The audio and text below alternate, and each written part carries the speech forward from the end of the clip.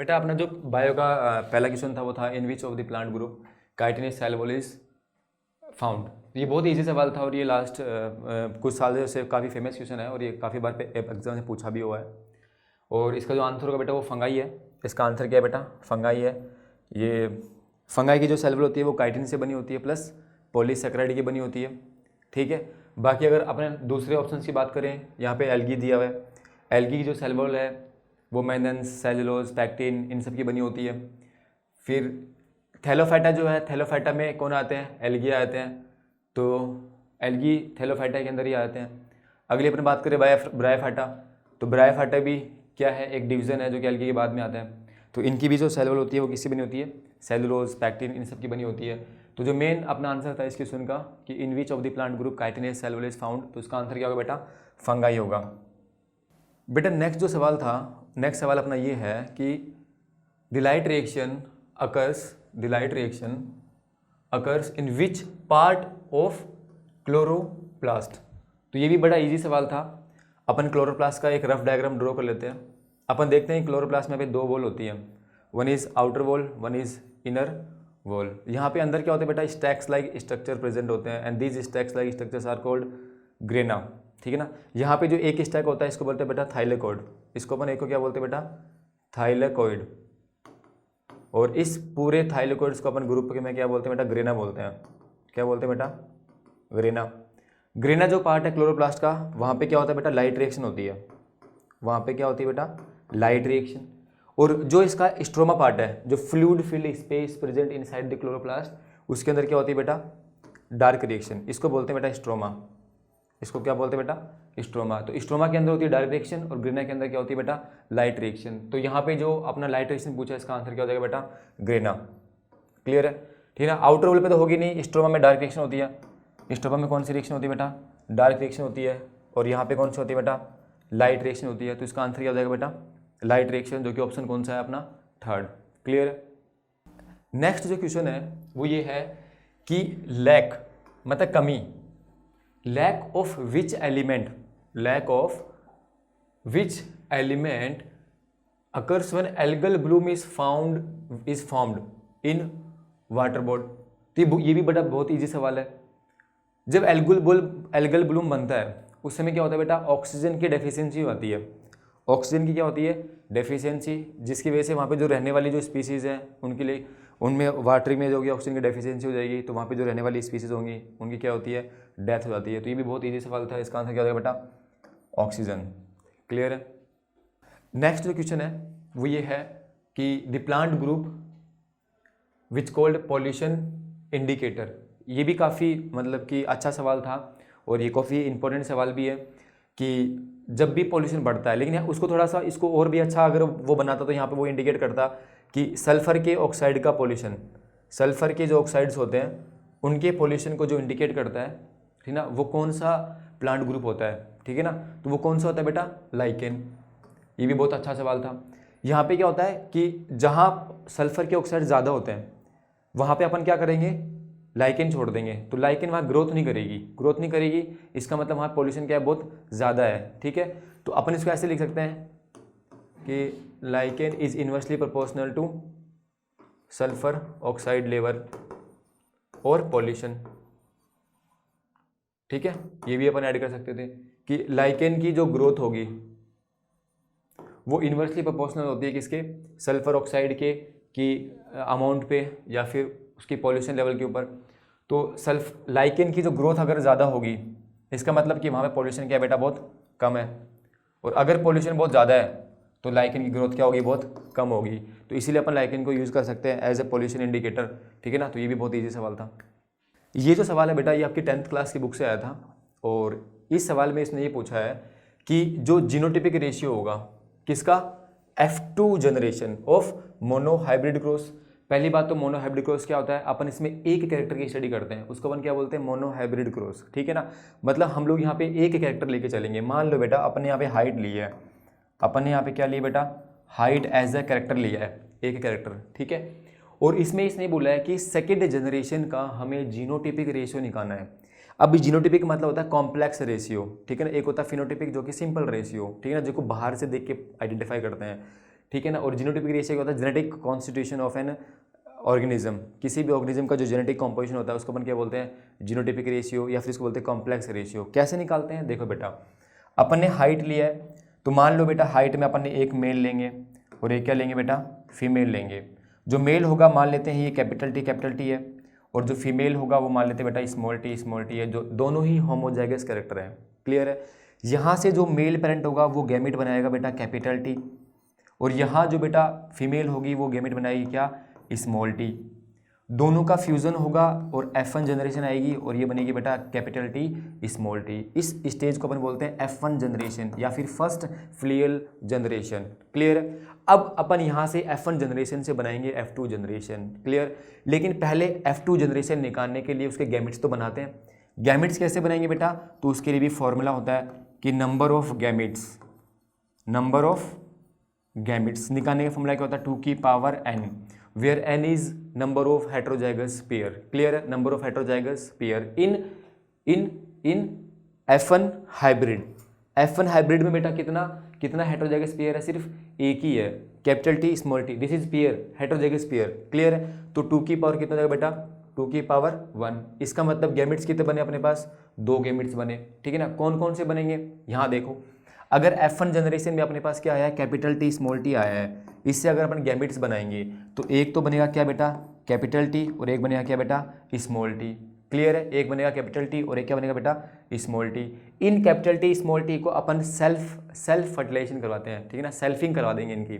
जैसे अपन इनकी सेल्फिंग करवाएंगे तो इधर देखो, मान लेते हैं एक को अपन चेकर बोर्ड मेथड से बनाते हैं, इसको अपन फन्नेट स्क्वायर मेथड से कर लेते हैं ना। तो यहाँ पे अपने बेटा एक ले लेते हैं मेल और एक ले लेते हैं बेटा फीमेल।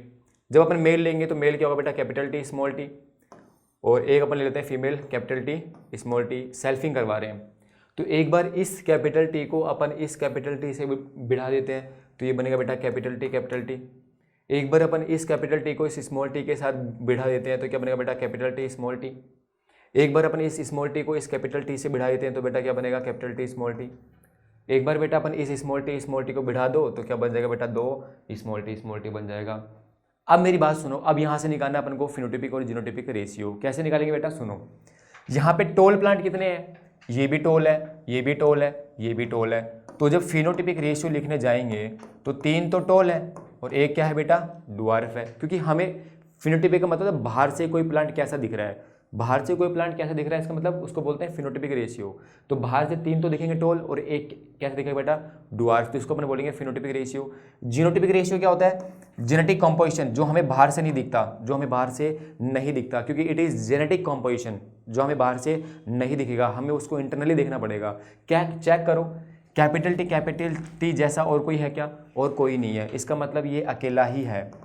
उसके बाद सेकंड देखो, कैपिटल टी स्मॉल टी और कोई है क्या, बिल्कुल सर 2 है, ये कैपिटल टी स्मॉल टी और ये कैपिटल टी स्मॉल टी। तो ये कितना है बेटा, 2। फिर चेक करो बेटा, स्मॉल टी और है क्या, नहीं, सिर्फ कितना है, एक ही है। तो अपना आंसर कितना है बेटा, जीनोटाइपिक रेशियो क्या, 1:2:1। तो ये अपना आंसर अपन को दिख रहा है कहाँ पे, ये रहा 1:2:1। यहाँ पे बाकी जो ऑप्शन दिए हैं उनकी भी अपन डिस्कशन कर लेते हैं। यहाँ पे देखो ये वाला जो ऑप्शन दिया बेटा 3:1, ये फिनोटाइपिक रेशियो है, phenotypic ratio of F2 generation of monohybrid cross. ठीक है। दूसरा ऑप्शन जो दिया यहाँ पे ये है बेटा क्या, फिनोटाइपिक रेशियो। ये भी कैसा है बेटा, फिनोटाइपिक रेशियो किसका, of F2 generation of dihybrid cross. ये किसका दिया बेटा, डाई हाइब्रिड क्रॉस। ये भी सेम ही है बेटा, 1 और 4 क्या है, सेम ही है, बस इसको उल्टा दे दिया है, 1 पहले दे दिया और 3 क्या दे दिया बेटा, बाद में दे दिया। ठीक है। तो अपना आंसर क्या आ गया वैसे बेटा, यहाँ से थर्ड ऑप्शन। क्लियर है। नेक्स्ट जो क्वेश्चन है बेटा वो ये है कि रबी क्रॉप इज, देखो रबी का मतलब होता है जो सर्दियों में जो क्रॉप उगती है उसको अपन क्या बोलते हैं, रबी क्रॉप। लगभग ये अक्टूबर नवंबर के लगभग स्टार्ट होती है और फिर अप्रैल में जाके इसी क्या होती है, कटाई होती है।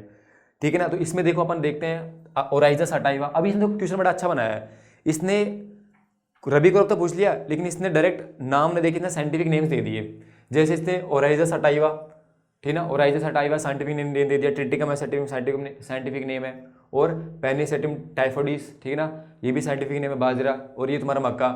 ठीक है ना। तो इसने साइंटिफिक नेम्स देख के क्वेश्चन पूछा। ठीक है ना।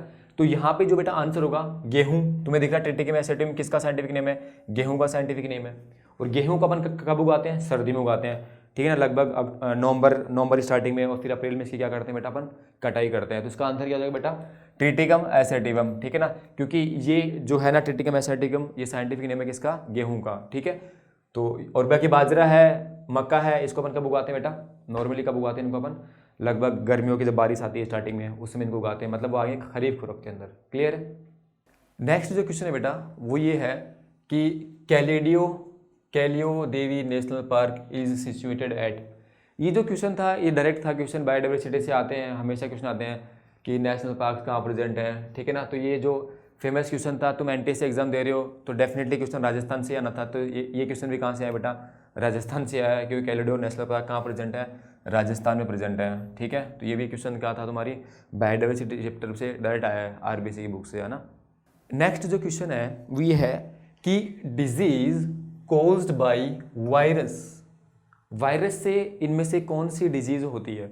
बड़ा इजी सवाल था ये, ठीक है ना, बहुत इजी सवाल था कि मलेरिया जो है वो तो प्रोटोजोआ से होती है, वो किससे होती है बेटा, प्रोटोजोआ से होती है। उसके बाद डिप्थीरिया तुम्हें पता ही है किससे होती है बेटा, बैक्टीरिया से होती है। उसके बाद अगर अपन बात करें लेप्रोसी, ठीक है, लेप्रोसी भी किससे होती है बेटा, बैक्टीरिया से होती है। लेप्रोसी भी किससे होती है बेटा, बैक्टीरिया से होती है, ठीक है ना। अपने पास एक ऑप्शन बता बेटा कौन सा, चिकन पॉक्स, और चिकन पॉक्स बेटा किससे होता है, ये वायरस से होता है। ये किससे होता है बेटा, वायरस से होता है। तो अपना आंसर कौन सा होगा बेटा, थर्ड ऑप्शन। नेक्स्ट जो क्वेश्चन है वो ये है कि विच of the following is not a member of phylum arthropoda. यहाँ पे जिसने नोट लगा दिया ना, नोट, अगर किसी ने ये नोट नहीं देखा होगा तो उसको लगा होगा कि उसने क्या पूछा है क्वेश्चन में, आर्थ्रोपोडा का मेंबर पूछा है, उसने पहला ऑप्शन आर्थ्रोपोडा का दिया है। तो बच्चे आधे बच्चे क्या कहेंगे, पहला ऑप्शन टिक करके आएंगे। तो लेकिन उसने क्या दिया है कि कौन सा आर्थ्रोपोडा फाइलम का मेंबर नहीं है, ठीक है ना। तो यहाँ पे साफ साफ तुम लोग को दिख रहा है, ठीक है ना, ये सारे किसके हैं बेटा, आर्थ्रोपोडा के मेंबर्स हैं। एक कौन सा है, अर्थवोम है सेकंड ऑप्शन में, जो कि कौन से फाइलम का मेंबर है बेटा, एनालिड है। ये कैसा है, एनालिडा का मेंबर है, ठीक है ना बेटा, ये एनालिडा फाइलम का मेंबर है। तो ये आंसर हो जाएगा आपका कौन सा, सेकंड। अगला जो क्वेश्चन है बेटा ये बायो का एक सदाबहार क्वेश्चन है, जो ऐसा कोई एग्जाम नहीं जिसमें क्वेश्चन नहीं आया, बहुत फेमस क्वेश्चन है, नीट में, एम्स में, हर एग्जाम में क्वेश्चन पूछा हुआ है और काफ़ी बार स्टेज 2 में पूछा हुआ है, ठीक है ना, कि डीएनए सिंथेसिस जो है वो सेल साइकिल के किस स्टेज में होती है, ठीक है ना। और ये क्वेश्चन मैंने क्लास में इतनी बार रिपीट किया था, ये क्वेश्चन बहुत इंपॉर्टेंट है कि एस जो फेज होती है किसकी, इंटरफेज की। अपन बात करें अगर माइटोसिस की, अगर अपन बात करें माइटोसिस में, तो माइटोसिस को दो पार्ट में डिवाइडेड होता है। एक कौन सा बेटा, एक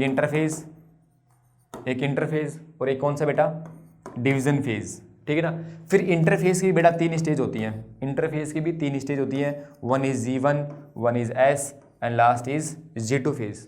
और यहाँ पे जो बेटा S फेज होती है ना, S फेज में 2 काम बहुत इंपॉर्टेंट होते हैं, और ये 2 काम कौन से होते हैं बेटा, एक तो डीएनए सिंथेसिस, एक तो डीएनए का सिंथेसिस, यहाँ पे डीएनए का अमाउंट क्या होता है बेटा, डबल हो जाता है, क्लियर है। और एक दूसरा बेटा कौन सा, सेंट्रियोल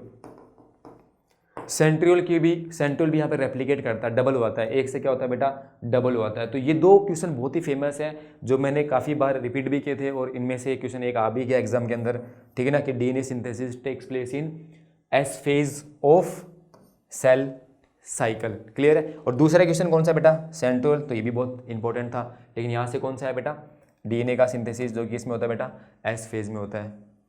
नेक्स्ट जो क्वेश्चन है बेटा वो ये है कि example of fat digesting enzyme, fat को डाइजेस्ट करने वाला एंजाइम यहाँ पे कौन सा है।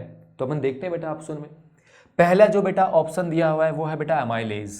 पहली बात तो सर यहाँ पे देखो एज लगा हुआ है, इसका मतलब ये एंजाइम है, बिल्कुल सर एंजाइम है ये।